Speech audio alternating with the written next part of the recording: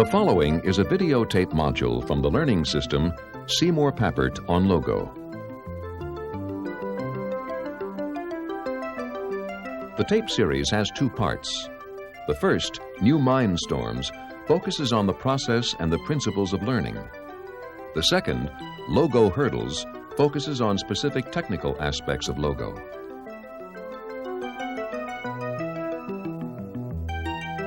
In this first module, Resonances, Papert introduces the videotape series and guides viewers to consider the place of the computer in the lives and fantasies of children. Author of Mindstorms, Children, Computers, and Powerful Ideas, and father of the Logo language, Seymour Papert. Welcome to the Logo tapes. These tapes are about Logo, but they're not just about Logo. Beyond Logo, they're about thinking.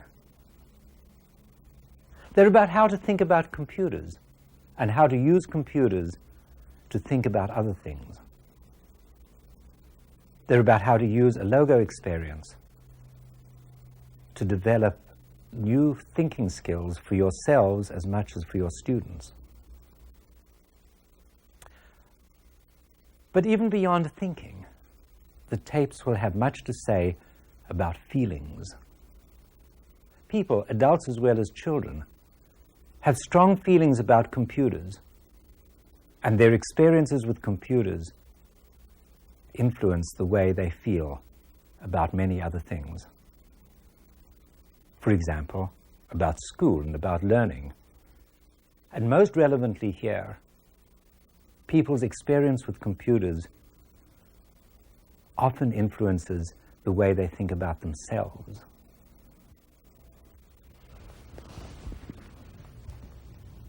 There's excellent documentation of how Logo can be a natural component of the highest quality of learning experience, both in school and out of it.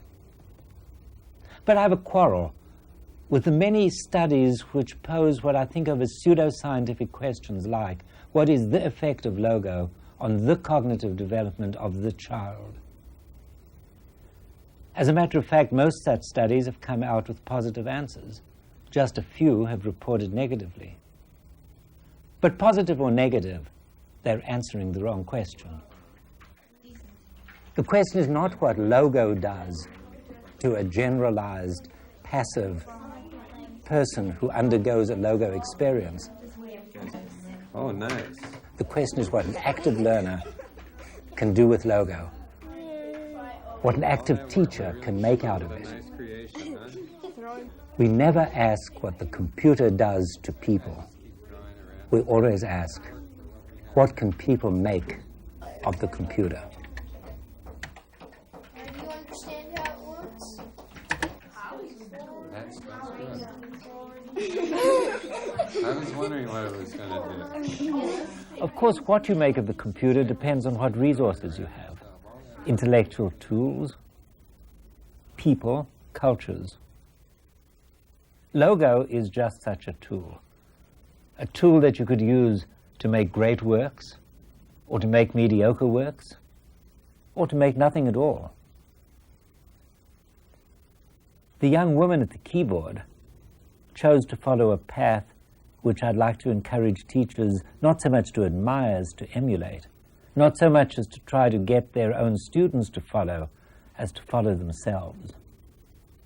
She made of programming a personal learning experience so joyful, so rich, that the line between work and play dissolved.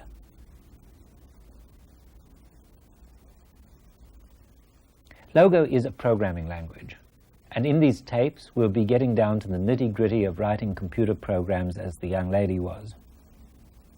But when we talk of programming, we won't be talking of a transaction between the keyboard and the screen. Type forward 50, turtle moves. We'll be talking about what happens in the head. If you like, a transaction between feelings and thoughts, between desires and their realization.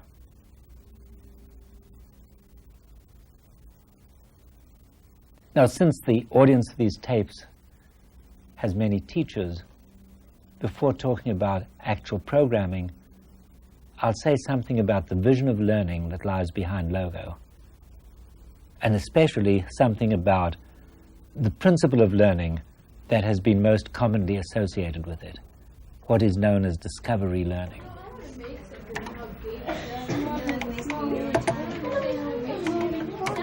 In a Logo environment, children learn about angles by exploring. They don't have to be told the mathematical facts. They discover them. How about 50? Or no. Wait, what was our last time? 75? How about, well, we're doing a turn now. I know. You were supposed to make that smaller. No. RT. Because the sides are bigger. Of course, the teacher plays a role. How about 55? Okay. The teacher guides the discovery and reinforces it by talking about it afterwards. Yeah. We need to. That's too small. Logo does lend itself to discovery so well that there's a danger of exaggerating and oversimplifying. I myself have said something like, the scandal of education is that every time you teach something, you deprive the learner of the pleasure and the benefits of discovery. But while this is a good principle to serve as a heuristic to guide teachers, it seems obvious that you can't take it literally. It would be neither possible nor desirable never to tell a child anything. I see discovery as subordinate to some other principles. For example, it's subordinate to the principle I call appropriation, making knowledge your own, feeling good about it. Everyone knows what it's like for a piece of knowledge to feel good in your head, feels cozy, warm, sort of cuddly. And you also know what it's like for the opposite to happen. Sometimes something you learned doesn't feel like you. It feels alien. It feels like it was forced there, and it's like a foreign body in your mind. I think the difference between learning through appropriation, when it becomes your own, and learning in more alienated ways, is a more important principle than discovery. They're connected. Discovery leads often to appropriation. When you've discovered something, you often feel good about it. But not always. You might have been forced to discover it by a teacher who said to a class, everybody discover how to program the computer to make a house. And I've seen some terrible situations in which a child was almost at the point of completing a beautiful project, needed one fact. The teacher wouldn't give it. The teacher said, let's think that through together. I thought this was a terrible thing to do to the child. The child needed to be told it. The teacher wouldn't, in the name of some principle that discovery is good. Besides discovery, many other factors favor appropriation of knowledge. One of these I call resonance, a term borrowed from physics. Another metaphor for resonance is creating good vibrations in your head. It's like somebody playing a violin. When this happens, learning is easy and good. And when it doesn't happen, learning is much more difficult. Of course, which experiences will give good vibes will vary from individual to individual. To see how this works, I'd like you to visit with me some sites in the city which can serve as windows onto how the interests of different groups of children resonate with their computer experience.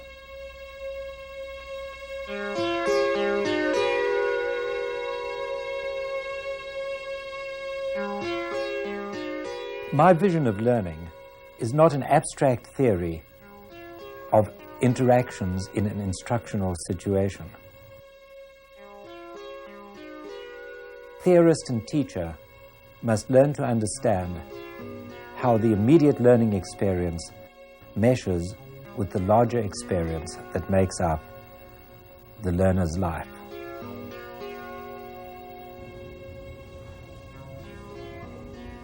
I believe that for many children, the computer strikes vibrant chords of excitement and sense of importance because of its association with space technology. Think for a moment about the role of space in the imaginations of children. Now, long before modern technology made it feasible, people dreamed of touching the stars. Today, the material manifestations of our conquest of space are everywhere. In the remotest countryside, there are dishes looking up at the satellites. Children see movies. I know many who have seen Star Wars 10 times and more. No, it really isn't hard to believe that there are deeper yearnings for a more direct, a more hands-on, even if symbolic, participation in space technology. It really isn't hard to believe that when children work with computers, there are vibrant chords of excitement and sense of importance that derive from that yearning and that association between the computer and the space age. The computer is a piece of the space age that you can hold in your hands. You might like to think that young people who dream of space would experience school as a step on a journey into the future. Some do. But alas, many, probably most, experience school as more continuous with the past than with the future, as more of a chain to what was than as a preview of what's to come. I said alas, but aren't those children right, after all, in their instinct? Aren't they right to find it more exciting to be in a learning environment, in touch with the world they dream of? Aren't they showing a better instinct than many of the teachers who design their schools and their curricula? I think so.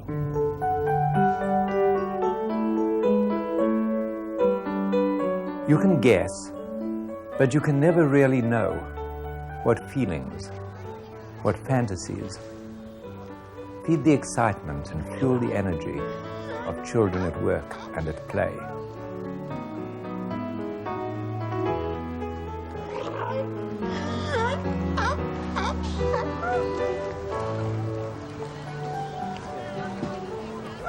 We've come to the zoo to remind ourselves of one more way in which computers could engage with deep feelings.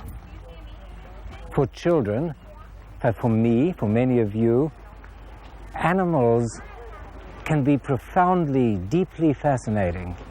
They're what I'll call evocative objects. For those of us who resonate to animals, we can spend hours looking at them, thinking about them, feeling in touch with something we don't quite understand, but we want to stay with.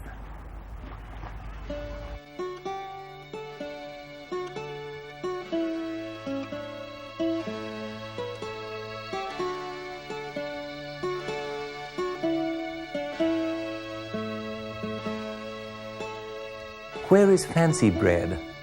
In the eye or in the head? On gazing fed.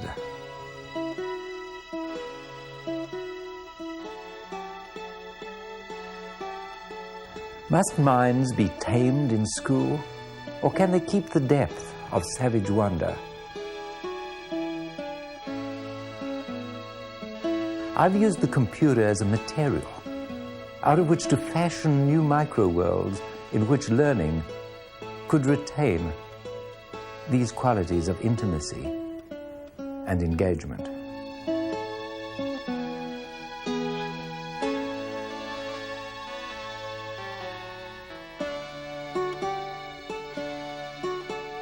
course, you don't have to go to a zoo or a museum to see objects to which children resonate powerfully.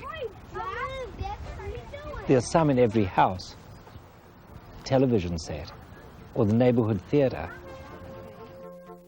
Screens on which images are projected or generated electronically are among the most powerful, evocative cultural objects in the lives of today's children. Screen for Back to the Future. Thank you. Here's inaccuracies in front of the camera. Real screen tests are a serious business. Looking at television is not always passive or even escapist. For many children, the video game offers one extra degree of active control over the screen.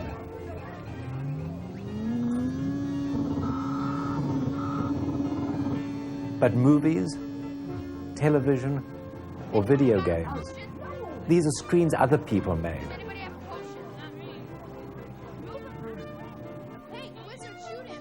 I think children have a yearning for a real appropriation of the screen, and this can come only when they have mastered the technology. Help me here, help me!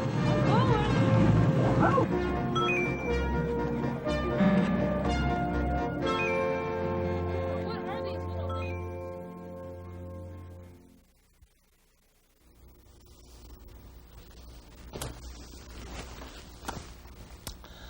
Well, our tour of the city brought us in contact with three kinds of possible sources of the energy that fuels children's enthusiasm for the computer.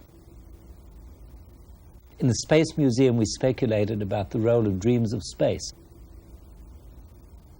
At the zoo, we discussed the possibility of the same kind of evocative fascination that animals have, contributing to the computer's holding power. And then we looked at manifestations of the screen with moving images in it, and talked about how the presence in our culture of screens gives a sense of urgency and of importance to children's work with computers. I don't want to suggest that these three are the only sources. On the contrary, in a while I'm going to talk about some others. Nor do I want to suggest that they act independently of one another. They're tightly connected. We see images of spaceships at the movies. We see animals on television. I'm not trying to give you a theory of what causes children to be so involved, engaged with the computer. I'm trying to encourage a way of thinking that attaches importance to this kind of thing, that looks beyond the role of the computer in teaching one or another corner of a curriculum and tries to look at the emotional roots of what's going on. To tie all this together and to introduce some other possible factors, I'm going to reconstruct for you a programming project of my own. This began in a neutral sort of way. I wanted to test out the possibility that a new version of Logo would allow the programming of a kind of Pac-Man game. But as I became involved in programming it, the project turned into something other than testing whether this was possible for 10-year-old children. I found myself in the grips of the same kind of feelings that drive 10-year-old children and many other people to sit for hours at the computer, deeply engaged in what they're doing. So let's go.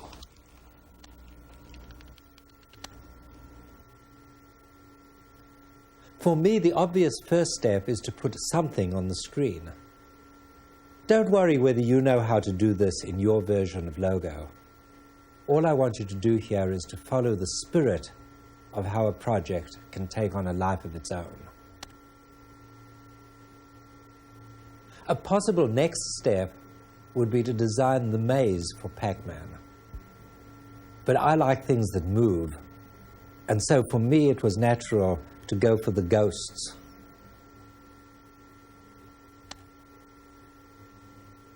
Next, I introduce an element of control. Hitting keys makes the Pac-Man turn. I considered two ways to represent this. One represents the coming turn as a left turn, the other as down. I direct the Pac-Man, the ghost pursues, following a strategy I'll describe later. Note that the ghost thinks the shortest route from top to bottom is across the screen. This is how we can get an advantage, by using the sneak routes around the edges.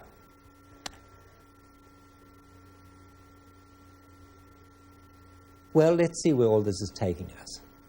Here we have the project quite a few steps further along.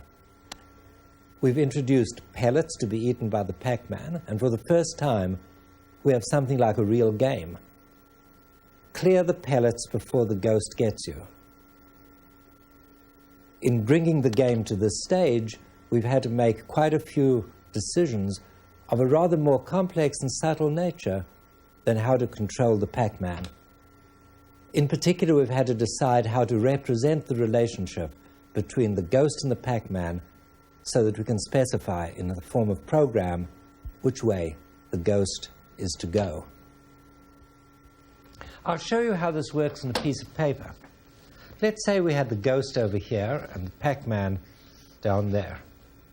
The ghost looks at two distances. That distance, let's call it the x distance, and that distance, you could call it the y distance if you like. Because the x distance is larger, the ghost sets off in that direction. If after a while it found itself there and the Pac-Man, suppose hypothetically, was still here, the y distance would be larger, and so the ghost sets off this way. At each stage, it reevaluates its choice between movement in the x direction or movement in the y direction. And so we can make sense of what we see on the screen. Okay, we start with Pac-Man and the ghost in the position we saw on the paper. Now Pac-Man is creeping around the edge, trying to take advantage of the ghost. They're getting very close. We better fly. Despite the simplicity of the algorithm, these characters do take on a certain amount of life of their own. They have a certain personality. In the excitement of the chase, one easily makes a mistake. And of course, there's instant retribution.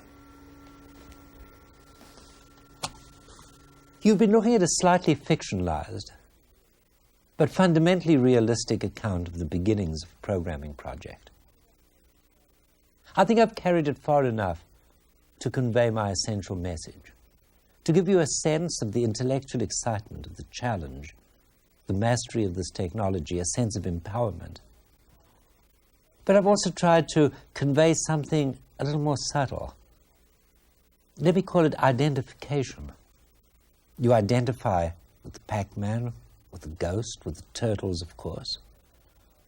But you also identify with other things, the mathematical process, the kind of representation. Maybe it's better to say you get inside it.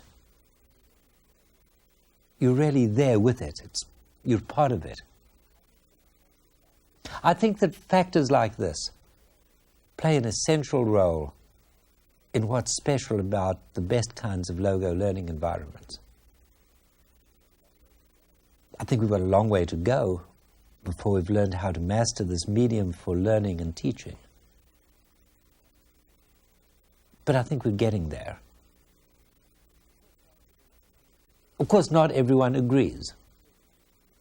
There are critics who fear that computers might actually be harmful for children, that they might encourage an overly analytic and overly abstract way of thinking, that they might remove children from earthy contact with experiential reality and place them on some sort of airy-fairy plane of abstraction. I think the shoe is really on the other foot. I think that if these critics went into classrooms across the country, perhaps worst of all, mathematics classrooms, but also where science and grammar and other subjects are taught, I think they'd see real examples of abstract in the bad sense, of knowledge that's abstract in the sense of not being related to anything personal. Nobody cares about it. The children do it at arm's length. They certainly are not inside it.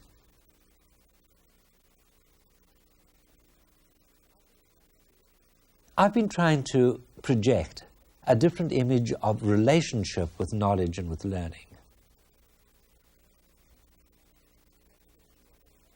Some of this is learning about things which really are abstract. In mathematics, yes, it's abstract. Electrons, forces, the other entities that scientists talk about, sure, they're abstract. But mathematicians and scientists experience them with love, with involvement. They identify with them. They feel them. And I think that what we're learning to do is to create environments in which children can experience the abstract as real and personal. A kite is lifted by the mind as much as by the wind, guided by strategies not unlike those we met in Pac-Man.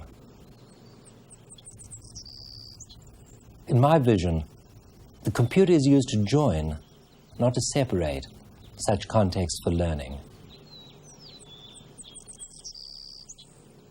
Like kites, ideas fly because they're grounded. And if they're grounded in experience, experience is enriched by a sense of the flight of ideas.